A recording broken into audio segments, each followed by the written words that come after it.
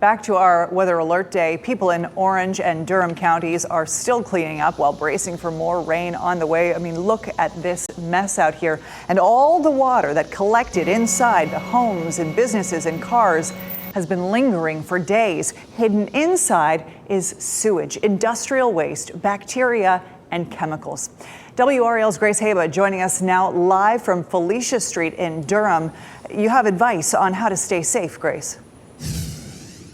That's right, Ashley. Homes here on Felicia Street flooded in a matter of minutes, and it only takes a quick glance around to see just how bad things got. For reference, I'm only 5 feet tall, and you can see here on the water line, it reached feet above my head. So it's obvious that things are bad here. It was enough to flood homes for hundreds of feet up Felicia Street.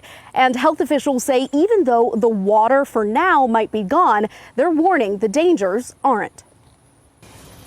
You like a mask? That's what Violet Covington is now asking new house guests like us, taking precautions over mold, dust, and other silent dangers. It was ankle deep water throughout the house. This is what her home looked like when it flooded early Monday. It was a first for the Durham homeowner in nearly 40 years of living here, but a concern she and her husband have always had. This is a one-way out street, Felicia Street.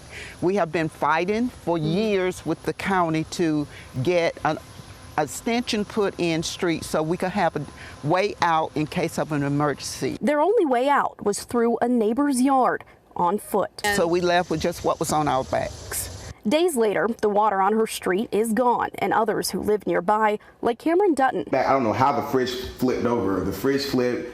are left with damaged belongings and health concerns. We're very concerned, like living here and whatnot. We didn't know what to do. We don't know if we move out or just stay. After a flood, health officials say it's important to act fast and be aware of what you can't see. Being exposed to contaminated water can cause GI illness and rashes and other infections. Victoria Hudson with the Orange County Health Department says to wear protective gear and urges even homeowners not hit by Monday's storms to keep their guards up. I know there's a big concern about the ground already being saturated and that those floodwaters haven't fully receded in some places. And that's the concern, that those places become inundated again.